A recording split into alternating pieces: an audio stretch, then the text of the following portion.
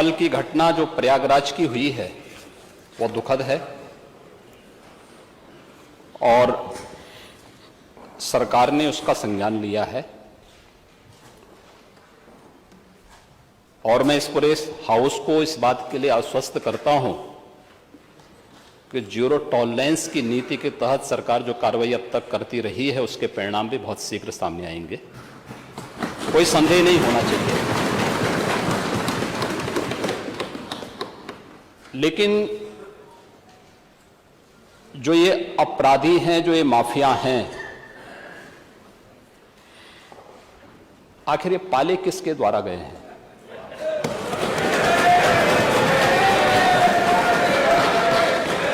बात जवाब आ जाए। ये जब अभी आपका नाम तो नहीं है, आपने के खिलाफ जवाब आ जाए। जिस माफिया के खिलाफ जो भी हो, किसी का नाम तो नहीं है ना, किसी का नाम तो सच नहीं कि समाजवादी पार्टी ने उन्हें सांसद बनाया था, ये सच नहीं है।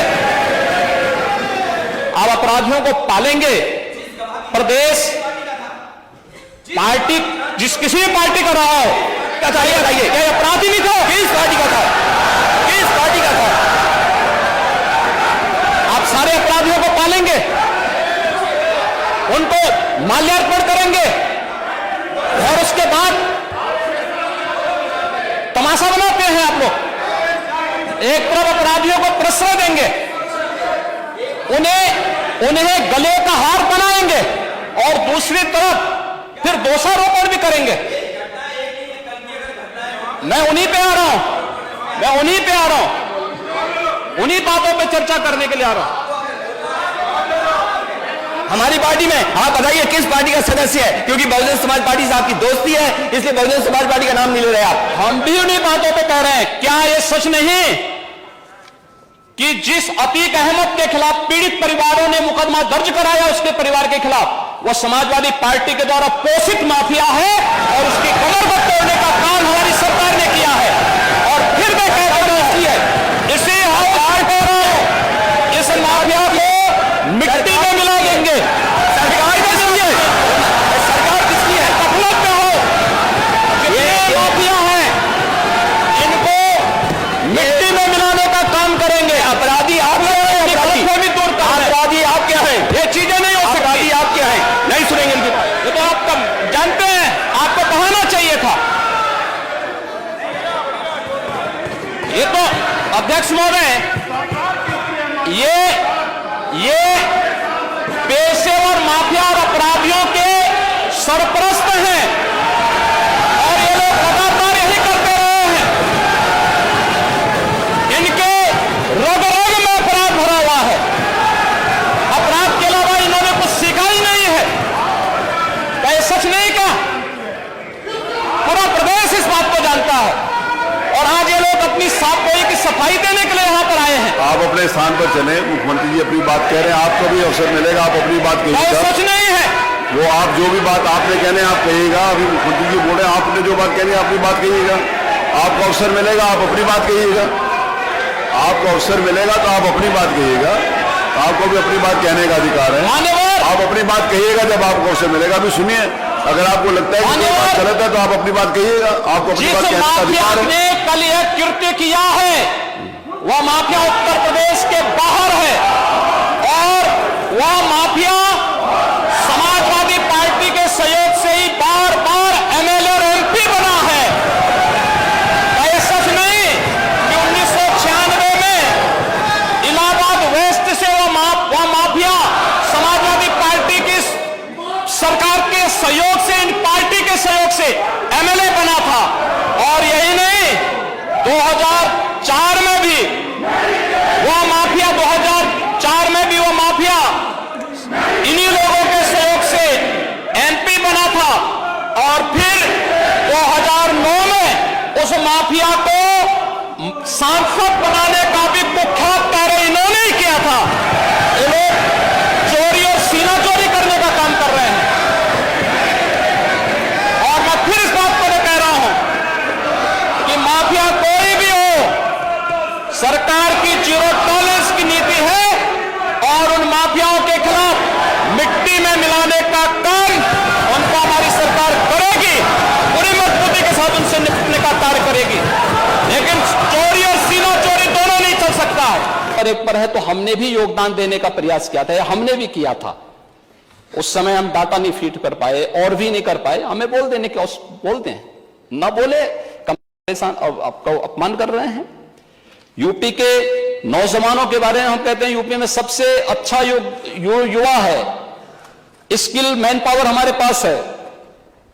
नहीं, ऐसा नहीं, उत्तर प्रदेश में तो सब विश्वविद्यालय खराब हैं। अब ये आप क्या साबित करना चाहते हैं? उत्तर प्रदेश के बारे में, उत्तर प्रदेश का जो परसेप्शन बना था, क्या उसमें कोई परिवर्तन ही नहीं आया? पिछले 6 वर्ष के अंदर कोई परिवर्तन ही नहीं देखने को मिला। लेकिन स्वीकार करने का की हिम्मत नहीं है, और उन योजनाओं के बारे में उसको नकारने की एक जो आदत है, उस नकारने की इस आदत ने आज उत्तर प्रदेश को किस स्थिति में पहुंचाया है महोदय, ये किसी से छुपा हुआ नहीं है। और हम इस बारे में जानते हैं कि उत्तर प्रदेश आज जिन योजनाओं में नंबर 1 पर है, खाद्यान्न उत्पादन में आज उत्तर प्रदेश पूरे देश के अंदर नंबर 1 पर है। और मैं तो कहता हूं, बार बार कहता हूं कि उत्तर प्रदेश प्रकृति और परमात्मा की अपार कृपा का राज्य है, अपार कृपा का राज्य है।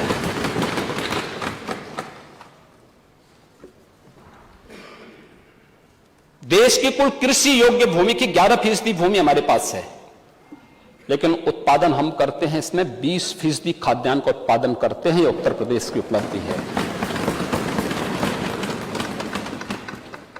आज यहां पर खाद्यान्न उत्पादन में गेहूं है, आलू है, मटर है, आम है, आंवला है, दुग्ध उत्पादन है, उत्तर प्रदेश नंबर 1 पर है। कह रहे थे कि आप अकेले क्यों कर रहे थे? भाई मैं तो अकेले ही हूं, और अकेले ही आया हूं, और अकेले ही जाना है। मैं तो अकेले ही जाना महोदय। हाँ, मॉल में भी जाते, नहीं बॉल नहीं, मैं यही कह रहा हूं। लेकिन ये कैसे खेलते थे, इसका मैं एक समाचार पत्रों को देख रहा था। मैंने कहा नेता विरोधी दल बहुत बड़े खिलाड़ी होंगे, तो हो सकता हम इनका नाम किसी पुरस्कार के लिए भेज दें। भाई यूपी के किसी खिलाड़ी को मिले तो हमारे लिए तो ये बहुत अच्छी बात होनी चाहिए। हमने अभी तमाम खिलाड़ियों को नौकरी के दिए। अभी याद करिए, हमने एक अभी नायब तहसीलदार बनाया, यादव हुनर का, अच्छा खिलाड़ी है यूपी का। हमने भेदभाव नहीं किया, वो योग्य था।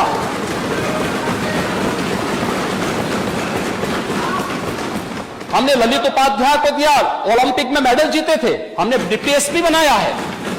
सैकड़ों नौजवानों को जो खेल में हमने उनके लिए नौकरी के द्वार खोले हैं।